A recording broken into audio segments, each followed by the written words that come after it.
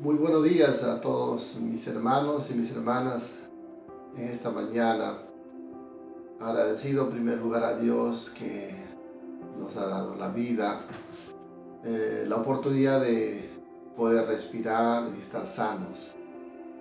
Y ese es uno de los motivos por los cuales estamos aquí a través de este medio transmitiendo. Agradecer también a Dios por ustedes que están siempre fuertes y firmes. Esta mañana también Dios tiene compartir con nosotros una palabra. En medio de toda esta situación que pasamos, Dios tiene una palabra para nuestro corazón, para la familia, para nuestro Perú. La palabra de esta mañana es más de edificación en quién creemos, en quién tenemos fe y quién está en nuestro corazón, el que hace los milagros, el que hace la sanidad, el que ha hecho todas estas cosas en el mundo y las que parece para nosotros como mal, para Dios lo usa para un bien, para que el creyente lo pueda, o la persona, la humanidad pueda entender que Dios nos ama y quiere captar nuestra atención. Lo que queremos esta mañana es específicamente alentar su corazón, su fe, su confianza en el Señor. Versos que estaremos leyendo, un pasaje tomado del libro de Juan, será de mucha bendición para usted. Leeremos el pasaje de Juan capítulo 8, versículos del 1 al 11. Juan capítulo 8, versículos del 1 al 11. Dice en su palabra: y Jesús se fue al monte de los olivos, y por la mañana volvió al templo, y todo el pueblo vino a él. Y sentando él, les enseñaba. Entonces los escribas y los fariseos le trajeron a una mujer sorprendida en adulterio. Y poniéndole en medio, le dijeron: Maestro, esta mujer ha sido sorprendida en el acto mismo de adulterio. Y en la ley nos manda Moisés apedrear a tales mujeres. Tú pues, ¿qué dices? Mas esto decían tentándole para poder acusarle. Pero Jesús, inclinado hacia el suelo, escribía en tierra con el dedo. Y como insistieron en preguntarle, se enderezó y le dijo: el que de vosotros esté sin pecado, sé el primero en arrojar la piedra contra ella. E inclinándose de nuevo hacia el suelo, siguió escribiendo en tierra. Pero ellos, al oír esto, acusados por su conciencia, salían uno a uno, comenzando desde los más viejos hasta los postreros, y quedó solo Jesús y la mujer que estaba en medio. Enderezándose Jesús y no viendo a nadie sino a la mujer, le dijo: Mujer, ¿dónde están los que te acusan? ¿Ninguno te condenó? Ella dijo: Ninguno, Señor. Entonces Jesús le dijo: Ni yo te condeno. Vete y no peques más. Oramos al Señor para que Dios pueda guiar con la palabra de esta mañana.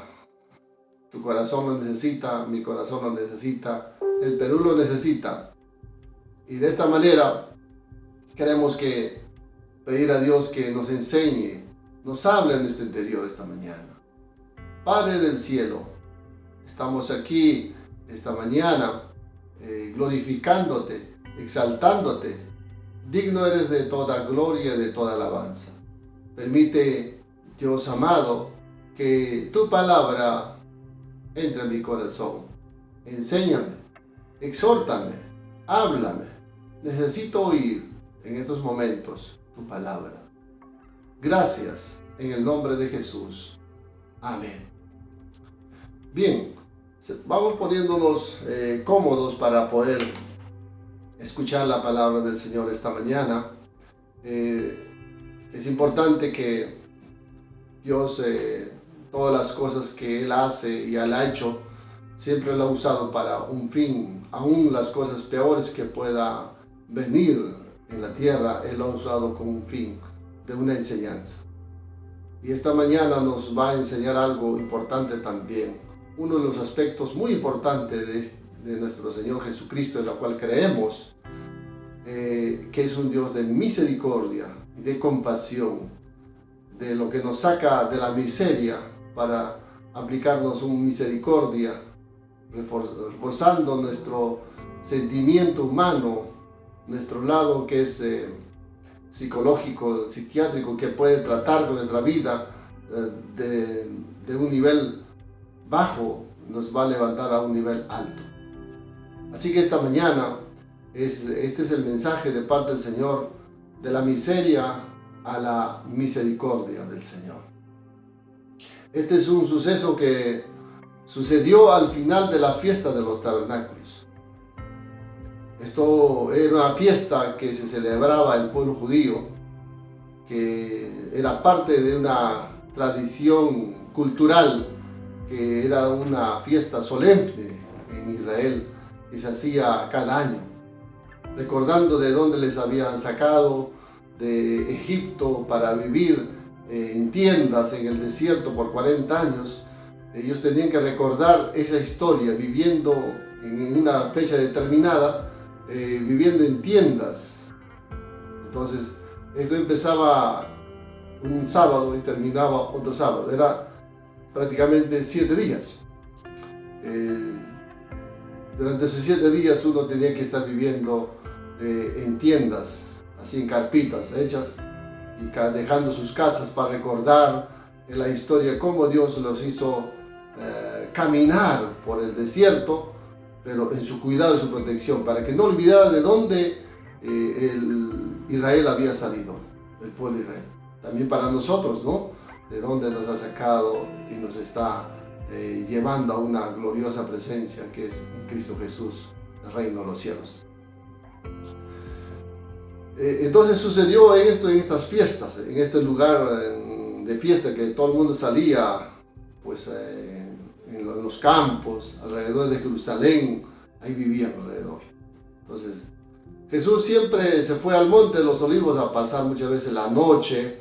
Algunas veces se alojaba en alguna de estas casas que por ahí estaban, otras veces se quedaba en el monte ahí de los olivos, en un lugar muy especial que Jesús había escogido para poder orar, compartir con su Padre, conversar siempre.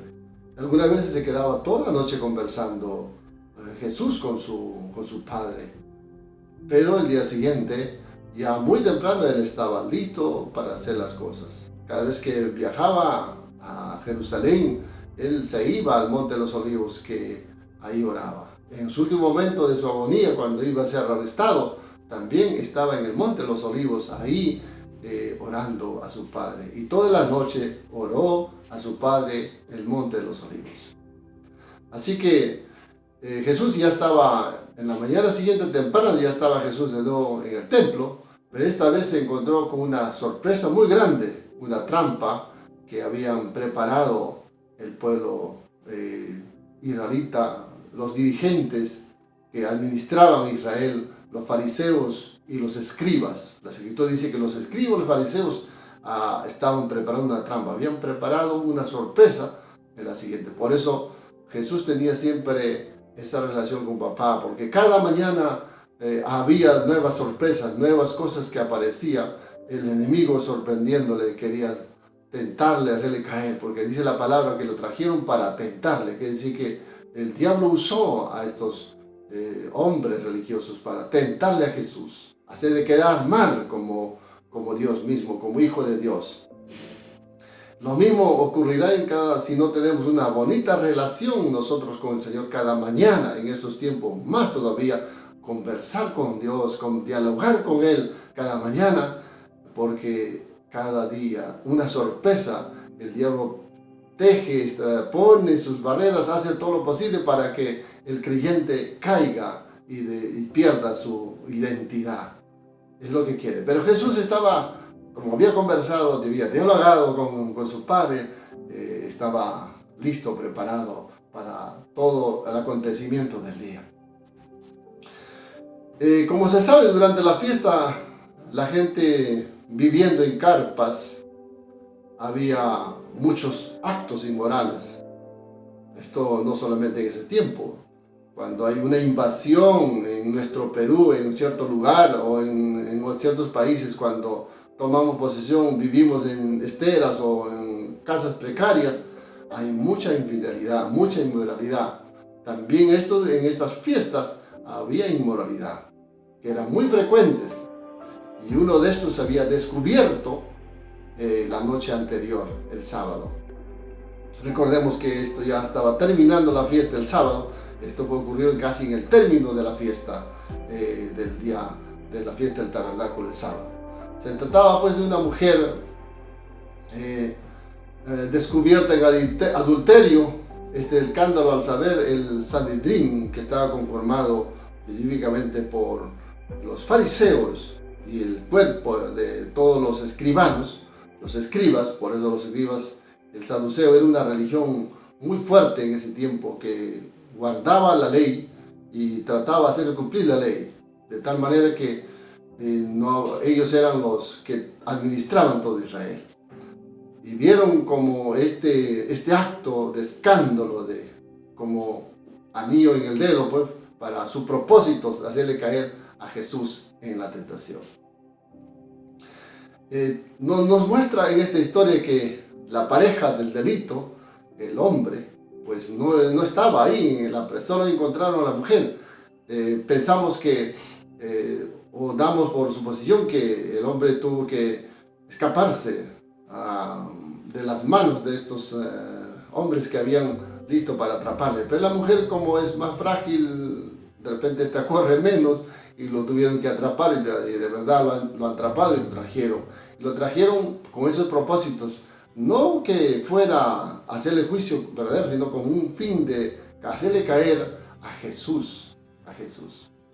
Es una tentación, tentar a Dios mismo. Recordemos que en la ley de Moisés determinaba con claridad que tal clase de delito merecía la muerte por apedreado. Y eso ya estaba establecido. No solamente para uno, era para la pareja, era para ambos, los dos, tanto el hombre y la mujer, que se encontraba en el acto de adulterio o fornicación, se le debería apedrear. En este caso trajeron solamente a la mujer, pero la ley estaba determinada así. Sin embargo, esta ley del apedreamiento fue olvidado porque en el tiempo de Jesús ya no se apedreaba mucho. Casi la inmoralidad era casi constante en todo Israel. Y aún los propios dirigentes, los propios líderes religiosos estaban envueltos en toda esta clase de inmoralidad. Así que dejaron de apedrear, dejaron de hacer todo esto, porque ellos eran parte de esta cultura de inmoralidad. Entonces ya no había un acto de justicia correcta. Por eso, aunque también consideramos aquí que la ley de los romanos prohibía estrictamente matar a una persona judía si no se le daba orden por eso. La ley judía no estaba prevaleciendo sobre la ley romana. La ley romana tenía una normativa que solo ellos podían dar muerte. Por eso a Jesús, cuando lo llevaron ante los romanos, de verdad los judíos no podían matarlo a Jesús. Tenían que dar la orden los romanos. Este acto de inmoralidad fue una ocasión que les ayudó a atrapar a su peor enemigo, que era Jesús. Los fariseos y los saduceos estaban bien en su entorno, viviendo su forma. Jesús les había acusado muchas veces de ser hipócritas, de verlo de una manera tan cruel en su juicio y les había dicho claramente en su cara todas las cosas reales de su vida.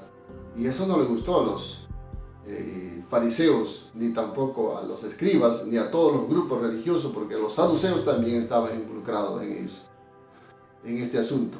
De tal manera que era Jesús como un enemigo que querían ellos verle desaparecer, verle que Jesús terminara con esto, dejara su sabiduría y su entendimiento. Fue algo muy importante que entienda este mensaje, por la cual Jesús va a aplicar algo muy hermoso: sabiduría. Va a aplicar misericordia también. Tenemos entonces en este acto que, número 1, la mujer que fue encontrado en adulterio, de la miseria, en la miseria del pecado. Bueno, no justificamos su acto la mujer, más bien decimos que a pesar de el pecado gravísimo, el pecado tan drástico, pero ahí Jesús aplica misericordia. Según nuestra lectura bíblica, Jesús estaba enseñando en el atrio del recinto sagrado. Trajeron a rastras a la pobre mujer desvalida como instrumento de sus planes para poner en aprietos a Jesús. El acto malicioso había sido bien calculado, no estaba algo. Sí, ellos habían preparado una noche antes del día siguiente para llevarlo. Así que toda la noche han preparado cómo van. Entonces, algo que ya está algo puesto por eso en su corazón es para hacer caer a Jesús. Trajeron a la mujer y lo arrojaron delante de Jesús. ¿Qué más pudieron hacer? Arrojarle delante de Jesús en un tono tan severo, lleno de hipocresía, pidiendo su decisión de Jesús como juez justo, como un Dios santo.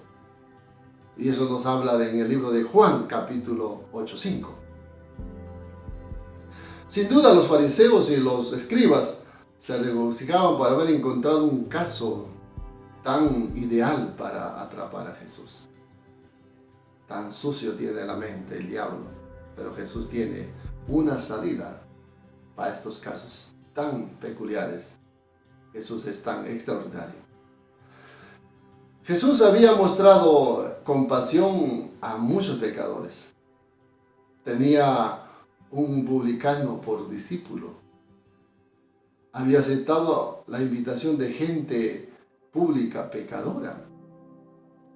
Había aceptado a una mujer prostituta que lavara sus pies y secara con sus cabellos. Con sus lágrimas lo lavó sus pies y secó con su cabello, que tenemos en Lucas 7:37 al 38.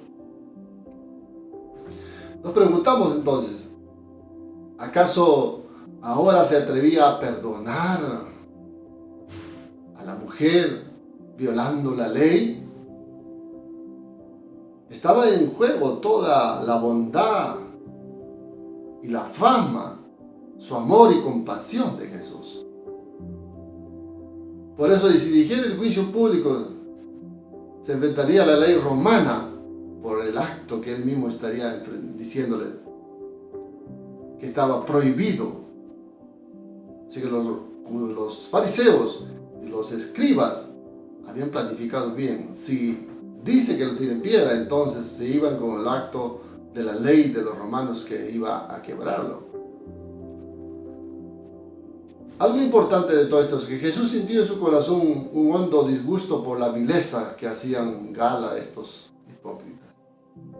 Con severidad lanzaron a la mujer y gritaban como que eran justos, que habían pasado de un tono de sentimiento de compasión a una rudeza de hipocresía. En su corazón no se encontró de ellos más que maldad. En su corazón no había compasión, delicadeza y piedad. El segundo punto que vamos a ver aquí es que Jesús actúa con misericordia sin quebrantar la ley. Número 1, Jesús comenzó a contestar el desafío que los fariseos y escribas habían puesto ante tal propuesta de situación que habían traído. Y él le dice, se inclinó en su asiento habiendo escuchado a sus acusadores y se puso a escribir con su dedo en el piso. Bueno, él escuchó, pero ante tal presión y la exigencia de la respuesta que le ponían los fariseos y los escribas, Jesús se enderezó con una mirada serena y con palabras calmadas, dijo estas palabras: el que de ustedes esté sin pecado, sea el primero en lanzar. Eso nos narra en el libro de Juan, capítulo 8, 7. Jesús se levanta, dice, el que de ustedes esté sin pecado, lance la primera piedra. Jesús había dicho que no había venido a abrogar la ley. En otras palabras, Jesús estaba haciendo cumplir la ley. Jesús ya habló esas palabras anteriormente. Y aquí estaba haciendo cumplir la ley. Sin duda la mujer sintió una gran angustia en su corazón en ese momento, esperando que le cayera la primera piedra, porque ya Jesús había dado luz verde para poder darle la sentencia. Así que la mujer estaba tan angustiada esperando que le cayera. Pero de pronto el temor se llenó en la conciencia de todo el público. Nos preguntamos, ¿acaso Jesús sabía sus pecados de ellos? Creo que sí. Jesús sabe tu pecado. Jesús sabe mi pecado. Jesús lo conoce. Y cada vez que sale de sus palabras de Él, es porque Él nos mira como un acto de misericordia y de compasión para salir de todo esto. Después de haber dicho Jesús estas palabras, Jesús se volvió nuevamente, inclinando su rostro en su asiento, empezó a escribir nuevamente en el suelo.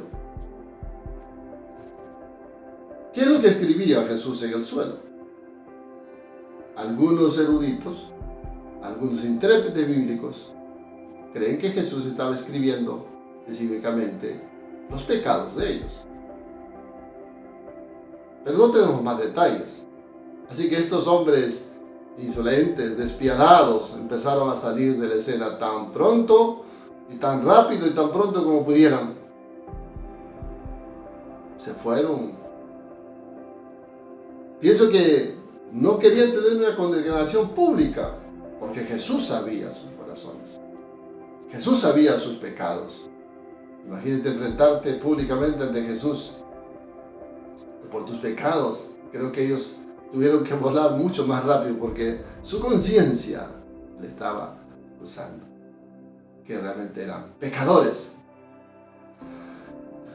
Notamos que Jesús no se levantó para ver su fuga de estos adversarios. Lo que a cualquier mortal le hubiera gustado ver cómo se escapan, se hubiera sonreído, se hubiera llenado su ego. Pero Jesús no hace eso. Jesús nunca hará contigo, nunca hará con las personas. No, Él ama. Él se inclinó de tierra, se agachó su cabecita, su conciencia de estos hombres los acusó.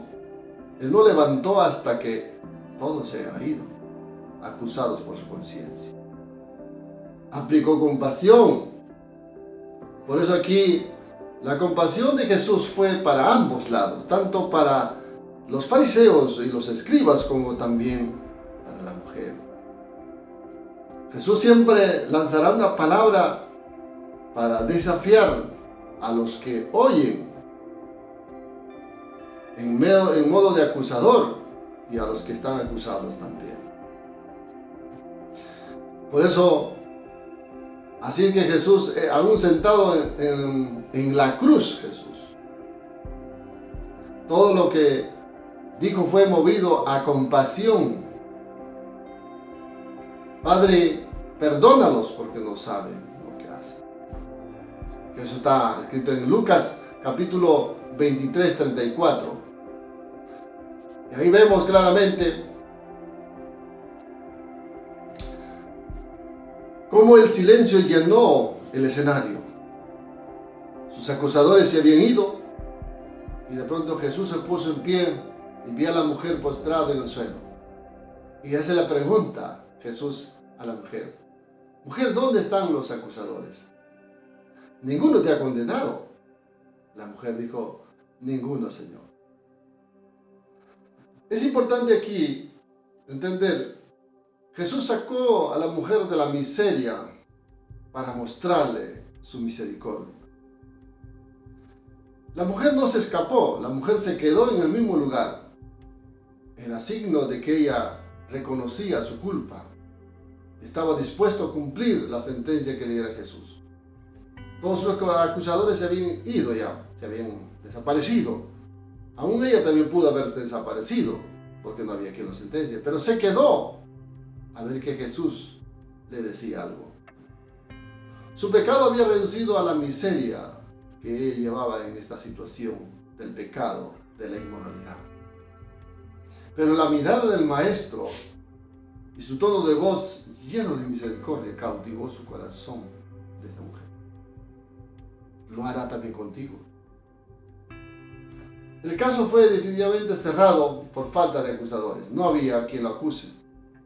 Jesús dijo: vete y no peques más. Por eso las palabras de Jesús quedarán grabados en el corazón de la mujer por toda la eternidad. Y creo que Jesús te ha sacado de un lugar tan difícil como esta situación, que ha quedado marcado en tu corazón por la eternidad que Jesús ha hecho. Por eso su misericordia nos alcanzó, aún nosotros viviendo en la miseria. Su misericordia nos llevó a un nivel distinto. Y esta mañana quiero que entiendas que esa misma misericordia es que te hace vivir. Esa misma misericordia es la que te aplica cada día, hacerte entender que te ama. Nunca Él te verá, ni tampoco por más drástico que sea tu vida, te verá con malicia. No lo vio el fariseo ni el escriba con maldad, lo vio con compasión, para que diese de cuenta de su mal proceder. Así es Dios con nosotros.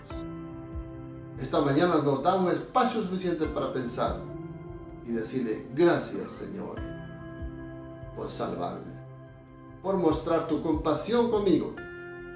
Y séle agradecido en estos tiempos que pasas, lo que tengas en tu mesa, lo que tienes tu familia. Séle agradecido. Es por su compasión, por su misericordia, por su amor y por su bondad de Él. No queda más esta mañana decirle a Jesús: mi Señor y Salvador, sigue conmigo. Lléname más de ti. Gracias por tu palabra. En ti me alimento y me sostengo, y para ti viviré, para la gloria del Señor. Dios te bendiga.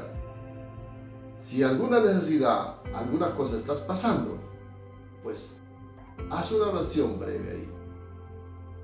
Él es el único que como amigo no te fallará.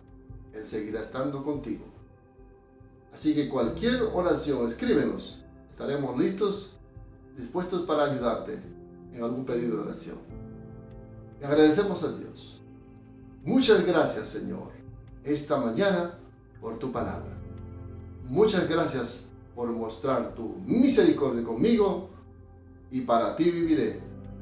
Una vez más te digo: eres mi Señor y mi Salvador, en el nombre de Jesús. Amén. Dios le bendiga, mis hermanos. Dios lo bendiga, mis hermanos. Familia de Cristo, seguimos adelante, confiando en Jesús, y su confianza siga firme hasta el final. Bendiciones.